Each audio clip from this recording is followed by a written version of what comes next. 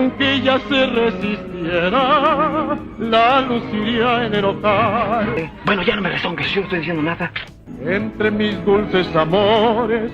La gratitud es una de las cualidades más grandes que debemos tener todos los humanos. En aquellos años, los ídolos no se hacían con publicidad, sino con alma. Pedro Infante lo entendió mejor que nadie. Lo vivió, lo cayó, y lo llevó consigo hasta el final. Décadas después de su muerte en 1957, unas cintas inéditas rompieron el silencio. En ellas, el ícono más querido de México se sincera por primera vez. Confiesa los nombres de 7 colegas que lo traicionaron, lo hirieron o simplemente le mostraron el lado más cruel de la fama.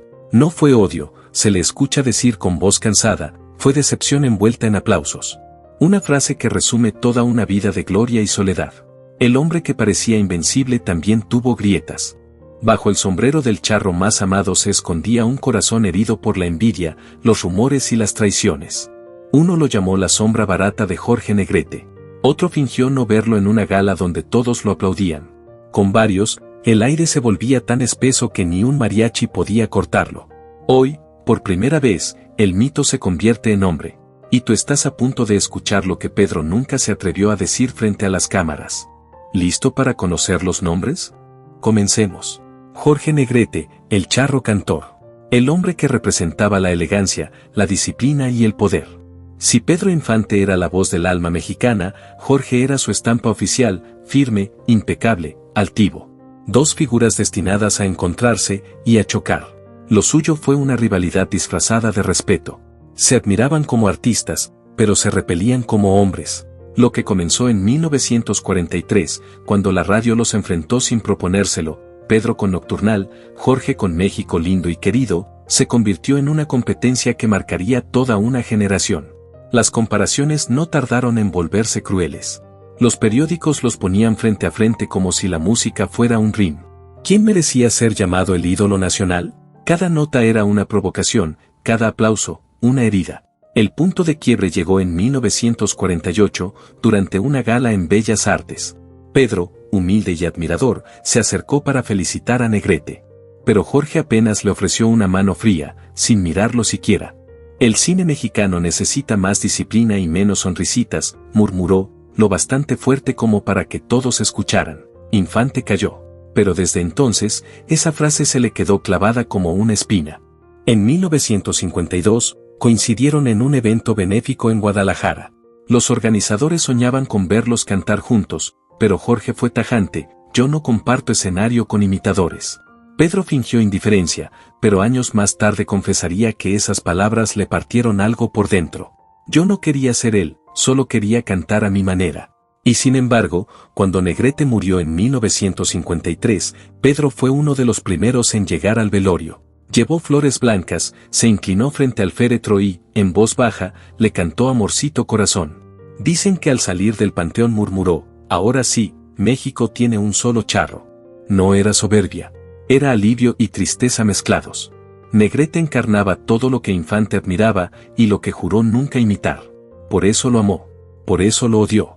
Y por eso, cuando ya no quedaban testigos ni aplausos, se atrevió a decirlo ante un magnetófono, nunca fuimos amigos. Fuimos dos sombras buscando la misma luz. Pedro Vargas, el tenor de las Américas, fue otra historia. Su voz era celestial, pero su carácter de acero. Representaba la vieja escuela, la solemnidad del conservatorio frente a la espontaneidad del barrio. Cuando se cruzó por primera vez con Pedro Infante en 1944, en los pasillos de la XCW, el joven sinaloense de 27 años se quedó sin palabras. Vargas ensayaba un aria de Rigoletto, y Pedro lo escuchó desde la puerta, fascinado y también intimidado. Aquel encuentro fue el inicio de una relación compleja, respeto y distancia, admiración y recelo. Porque Pedro Infante nunca quiso ser el tenor de las Américas. Quiso ser la voz del pueblo. Este sí canta de verdad, alcanzó a murmurar Pedro al escucharlo por primera vez. Cuando Vargas terminó de ensayar, Infante se acercó para saludarlo con respeto. Pero el tenor solo respondió con un seco mucho gusto y siguió su camino sin mirarlo. No fue grosería, fue distancia. Con el paso del tiempo, esa distancia se volvió costumbre. En cada gala, en cada ceremonia, Vargas ocupaba el asiento de honor, Pedro, el corazón del público. Los críticos lo llamaban el actor que canta, como si eso fuera un defecto. En 1950, durante una cena privada organizada por Gonzalo Curiel, Pedro tomó el micrófono y cantó solamente una vez en versión ranchera. Su voz conmovió a todos, menos a uno. Vargas aplaudió apenas con los dedos y comentó, con una sonrisa que dolía más que una crítica curiosa interpretación: no es bolero, no es ranchera, es Pedro. La frase se esparció por todo el gremio, y Pedro nunca la olvidó. ¿Por qué no puedes simplemente disfrutar una canción?, se quejaría después en una entrevista. No todos tenemos que cantar como si estuviéramos en la ópera. Pero el golpe más duro llegó en 1955. Durante una entrevista radial, Vargas fue consultado sobre la nueva generación de intérpretes. Respondió con cortesía y veneno: hay mucho carisma, sí, pero poco rigor vocal. Hoy cualquiera con una sonrisa y una guitarra se cree artista. No dijo nombres, pero no hacía falta.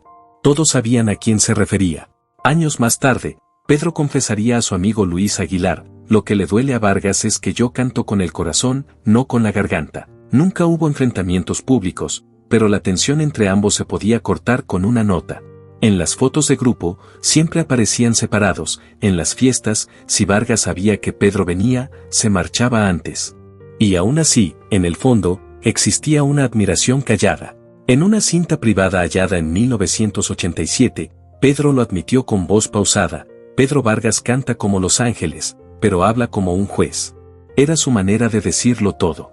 Lo respetaba profundamente, pero no lo soportaba. Para Pedro Infante, cantar no era técnica, era desangrarse en público. Cada nota era una confesión, cada palabra una herida abierta. Y frente a él, Pedro Vargas representaba justo lo contrario: la perfección fría, impecable, el eco de una música que no perdonaba el temblor de la emoción. Luego llegó Luis Aguilar, el Gallo Giro, y la historia cambió de tono. En la pantalla eran inseparables, dos charros alegres, hermanos de sombrero y pistola, pero tras las cámaras la armonía se fue resquebrajando como un vidrio bajo presión. Se conocieron en 1946, filmando El Canto del Gallo. Desde el primer día hubo química, sí, pero también un fuego invisible. Los dos eran guapos, carismáticos, dueños del mismo tipo de brillo que no acepta sombra. Uno de los dos siempre terminaba opacado por el otro. En películas como A Toda Máquina y ¿Qué te ha dado esa mujer?, su complicidad parecía perfecta, pero detrás de escena el aire se cortaba con una navaja. Aguilar se quejaba de que Pedro siempre tenía los planos más cercanos, los mejores chistes, las tomas más largas. Una noche, durante un rodaje, se negó a seguir filmando hasta que reescribieran una escena donde él quedaba como el torpe. Yo no vine a ser el patiño de nadie, dijo, y todos entendieron el mensaje. En una entrevista posterior, soltó con sonrisa calculada: Pedro Infante es encantador, siempre que uno no tenga que compartir pantalla con él. Infante jamás le respondió en público, pero por dentro se dolió. Éramos dos gallos en el mismo corral, dijo alguna vez, y a mí me tocó cantar más fuerte. Los celos artísticos pronto se mezclaron con rumores más personales. En 1953 se decía que ambos habían caído por la misma mujer, una bailarina del Teatro Blanquita. Nadie lo confirmó, pero a partir de entonces dejaron de hablarse. Ya no se sentaban juntos, ya no grababan a dúo. El silencio reemplazó las canciones. Lo más duro llegó en 1956, durante una cena en casa del productor Gregorio Ballerstein. Entre risas y copas, alguien preguntó por Pedro. Aguilar, con media sonrisa, respondió: Pedro es como el tequila, a todos les gusta, pero no todos lo toleran. Las carcajadas llenaron el salón, pero alguien se encargó de contárselo. Y esa frase fue la última estocada. Meses antes del accidente que le arrebató la vida, Pedro grabó un testimonio en cinta magnética, como si presintiera el final: a Luis lo quise como a un hermano, pero su orgullo fue más fuerte. Perdió al único que lo admiraba de verdad. Así terminó una amistad que pudo ser leyenda. Dos gigantes que nacieron para cantar juntos y murieron separados, vencidos no por el público, sino por el orgullo. Javier Solís sería el siguiente nombre en esa lista. Fue la voz que llegó justo cuando Pedro comenzaba a despedirse. El heredero sin quererlo, el reemplazo que nadie pidió. Para el público, Javier Solís era el sucesor natural del ídolo caído. Para Pedro Infante, esa idea era una herida abierta. No porque dudara del talento del joven, sino porque representaba lo que más temía: ser sustituido antes de tiempo. Solís empezó a hacerse notar en 1955, justo cuando Pedro atravesaba uno de los periodos más duros de su vida, contratos asfixiantes, giras interminables y un cansancio emocional que ni la fama podía ocultar. En medio de ese agotamiento, una nueva voz, fuerte y encantadora, comenzó a conquistar los micrófonos. ¿Y quién es ese muchacho que ahora canta mis canciones?, preguntó Pedro con amargura la primera vez que escuchó Sombras en la radio. El encuentro entre ambos ocurrió en 1956, durante una entrega de premios organizada por la ANDA. Solís, visiblemente nervioso, se acercó con admiración. «Maestro, yo crecí escuchándolo». Pedro le devolvió una sonrisa leve, pero sus ojos decían otra cosa. «Cuida tu voz, es lo único que te van a perdonar». No fue un elogio, fue una advertencia. La industria hizo el resto. Los productores empezaron a compararlos y los periódicos se encargaron de sembrar la rivalidad. Jacobo Zabludovsky escribió una frase que dolió más que cualquier crítica: «Ha nacido el nuevo ídolo del pueblo». Pedro lo leyó en silencio y comentó después a su amigo Tintán: «Nuevo, tan pronto me bajan del caballo». Nunca lo atacó públicamente, pero en confianza soltaba frases que dejaban ver su incomodidad. «Canta como si estuviera en misa, siempre pidiendo perdón». Le molestaba su estilo impecable, demasiado limpio, demasiado perfecto para una música que él creía debía doler. A finales de 1956, la disquera Peerless propuso un dueto histórico: Pedro Infante y Javier Solís cantando 100 años. El encuentro entre el ídolo consagrado y el joven prodigio parecía inevitable, pero Pedro se negó rotundamente. No quería compartir su despedida con quien ya todos señalaban como su reemplazo. ¿Yo cantar con el que va a enterrarme en ventas? No, gracias. Así lo dijo Pedro con una media sonrisa, pero por dentro dolía. El golpe más fuerte llegó poco antes del final. En un periódico leyó una encuesta: ¿a quién prefiere usted, a Pedro Infante o a Javier Solís? Solís ganaba entre los jóvenes, Infante entre los mayores. Nadie lo escuchó quejarse, pero sus amigos lo vieron diferente, callado, distraído, como si algo se hubiera apagado dentro. «Nos están cambiando como a discos viejos», murmuró una tarde. En sus grabaciones privadas dejó una frase que parecía escrita para la eternidad: «A ese muchacho le deseo suerte, pero ojalá nunca tenga que cargar con el peso de ser el siguiente Pedro Infante. Porque eso no es una bendición, es una condena». No lo odiaba por su talento, lo odiaba porque era bueno. Porque su aparición marcaba el principio del final, la sombra del reemplazo. Y mientras México comenzaba a imaginarse un futuro sin su ídolo, Pedro sentía que el país lo despedía antes de tiempo. Esa herida invisible lo acompañó hasta el último vuelo. Lola Beltrán fue otro capítulo distinto, pero igual de intenso. La reina de la música ranchera, la voz que podía llenar una plaza y romper el silencio de una cantina. Pedro la admiraba, pero no podía con su carácter. No era misoginia ni celos artísticos, era ego contra ego. La respetaba, pero no soportaba a nadie que no se doblara ante su presencia. Se conocieron en 1950, en un programa de televisión en vivo. Ella era una promesa en ascenso, él, el ídolo indiscutible. Al terminar el show, Lola se le acercó con humildad: «Maestro, ¿podría darme un consejo?». Pedro sonrió y respondió suave, pero firme: «Cantas como si desafiaras al mundo». «Está bien, pero a veces hay que cantar como quien se confiesa». La frase fue mitad elogio, mitad advertencia. Lola nunca la olvidó. Años más tarde, cuando alcanzó la cima con Cucurucucú Paloma y Paloma Negra, comenzaron las comparaciones inevitables. Lola Beltrán es la versión femenina de Pedro Infante, decían algunos. Pero a Pedro aquello le dolió más que un golpe. «Yo no soy un molde», respondió en privado, «y ella no es mi reflejo». En 1954, un productor de la RCA tuvo una idea que parecía soñada: reunir en un mismo disco a Pedro Infante y Lola Beltrán. Dos gigantes, dos voces del alma mexicana. El proyecto prometía ser histórico, hasta que el ego se sentó en la mesa antes que la música. En el primer ensayo, Pedro llegó tarde. Desde el fondo del estudio observó cómo Lola interpretaba «Échame a mí la culpa» con una fuerza que llenaba el aire. Cuando terminó, él aplaudió en silencio, se dio media vuelta y se marchó sin decir una palabra. Al día siguiente canceló el proyecto. «Dos voces grandes no caben en un mismo disco», dijo con frialdad. Los rumores no tardaron en circular. En una entrevista con Radiolandia, Lola respondió con una sonrisa envenenada: «Pedro canta con el alma, pero a veces se le desafina el ego». La frase dio la vuelta a todo México. Pedro, fiel a su costumbre, no replicó en público. Pero en las grabaciones que dejó antes de morir, se le escucha decir con voz amarga, Lola canta como si nadie pudiera corregirla, y eso en la música es peligroso. La rivalidad iba más allá del arte. En 1956, durante una gala del Sindicato de Músicos, ambos fueron invitados especiales. Lola cantó primero. Cuando terminó, el público se puso de pie. Ovación total. Pedro subió después, con el orgullo hecho nudo en la garganta. Testigos cuentan que, al bajar del escenario, se encerró solo en su camerino durante casi una hora.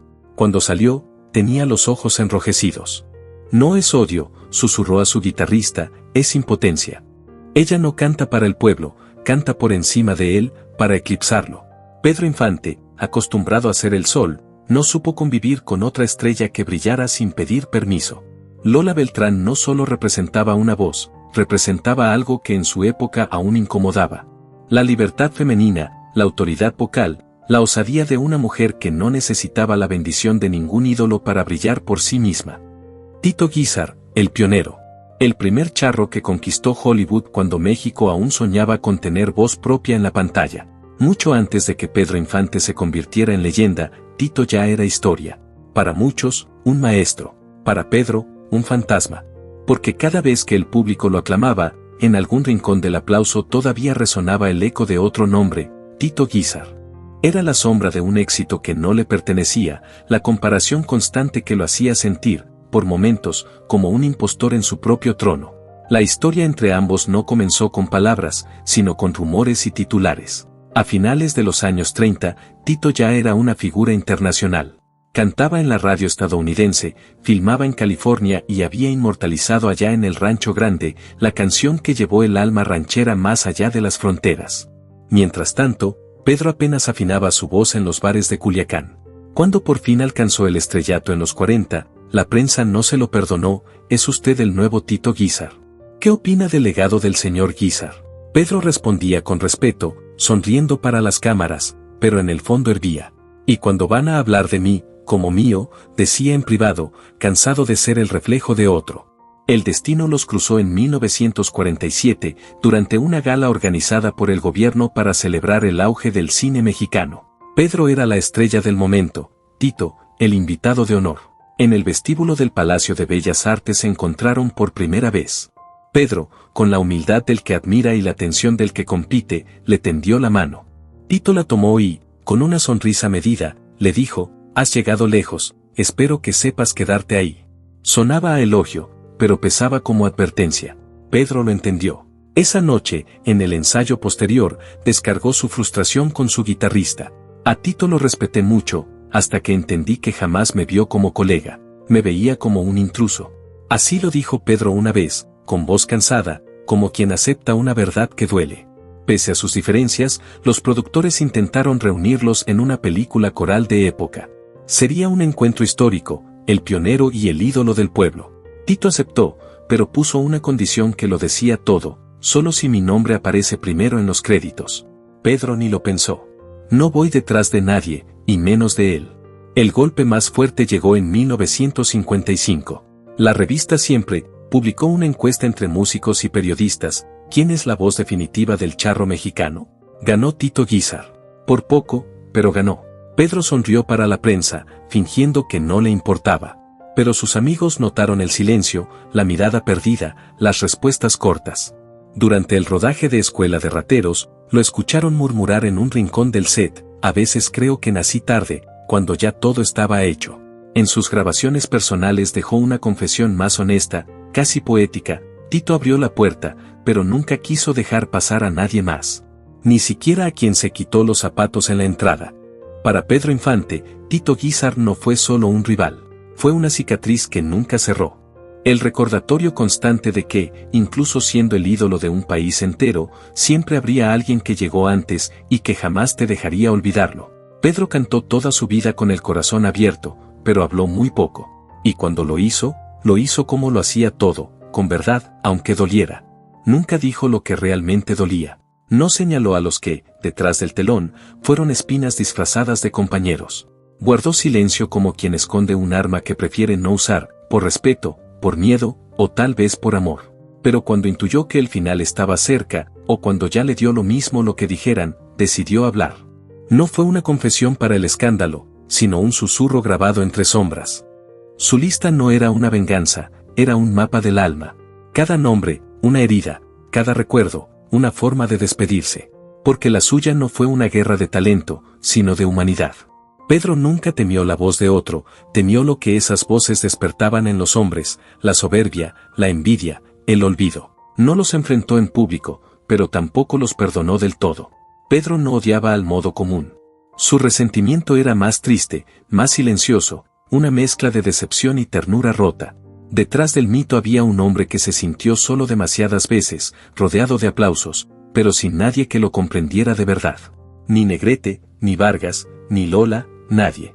Quizá por eso cantaba así, como si cada nota fuera una carta sin destinatario, una súplica escondida entre trompetas, una despedida disfrazada de fiesta. Y cuando finalmente nombró a los que más lo hirieron, no lo hizo con rabia, sino con esa voz cansada de callar demasiado tiempo. No es odio, dijo una y otra vez. Es tristeza, envuelta en aplausos. El séptimo nombre de su lista sorprendió a todos, José Alfredo Jiménez. El poeta del pueblo. El hombre que convirtió la tristeza en himno y la cantina en altar. Para el mundo, ambos eran la esencia de México. Para Pedro, eran el reflejo de dos formas opuestas de sentir el dolor. José Alfredo no era su enemigo en los escenarios, sino en el alma. Lo que dolía no era su éxito, sino su verdad. Pedro venía de la escuela del perfeccionismo, las notas limpias, el traje impecable, el héroe de sonrisa eterna. José Alfredo, en cambio, era lo contrario, la voz rasgada, el vaso a medio llenar, la confesión sin pudor. Mientras Pedro intentaba mantener vivo el mito, José Alfredo se encargaba de recordarle que los mitos también sangran. Se conocieron a principios de los 50, en una cena privada donde varios compositores mostraban sus nuevas canciones. José Alfredo, entre copas, se levantó y cantó Si nos dejan por primera vez. Cuando terminó, el silencio fue tan hondo que dolía. Pedro aplaudió, pero su rostro estaba tenso. Ese hombre canta feo, pero te parte el alma, dijo después a su guitarrista. El respeto era mutuo, pero la tensión se sentía. Jiménez lo admiraba, pero también lo provocaba sin querer. Una vez, en una entrevista para la XCW, José Alfredo dijo con ironía, Pedro es el ídolo de México, yo solo le pongo las palabras a lo que él no se atreve a decir. La frase le llegó a Infante como un dardo. En sus grabaciones privadas se le escucha decir con amargura, José Alfredo canta lo que yo callo, pero lo hace sin vergüenza. Y a la gente le gusta eso. Con el tiempo, la rivalidad se volvió más simbólica que personal. Pedro representaba la luz, el héroe idealizado, José Alfredo, la sombra, el hombre que se rendía ante sus emociones. Uno quería salvar al pueblo, el otro, solo acompañarlo en su tristeza. Pero en el fondo, Pedro lo envidiaba, no por fama, sino por libertad. Porque José Alfredo podía romperse sin que lo juzgaran, y él, en cambio, tenía que seguir sonriendo. Por eso, cuando en su lista final pronunció su nombre, no lo hizo con desprecio, sino con resignación. José Alfredo me enseñó lo que nunca pude aceptar, dijo, que no hay héroes sin dolor, solo hombres que lo disimulan mejor. Hoy, al mirar atrás, la pregunta parece inevitable, ¿fue Pedro Infante un hombre incapaz de compartir la luz del escenario, o fue simplemente el último romántico de una época que ya se estaba apagando? ¿Un terco defensor de la autenticidad en un mundo que empezaba a premiar la mentira elegante? Tal vez fue ambas cosas. Tal vez fue un soñador que nunca aprendió a fingir. Un hombre que prefirió ser verdad en voz baja antes que aplauso en falso.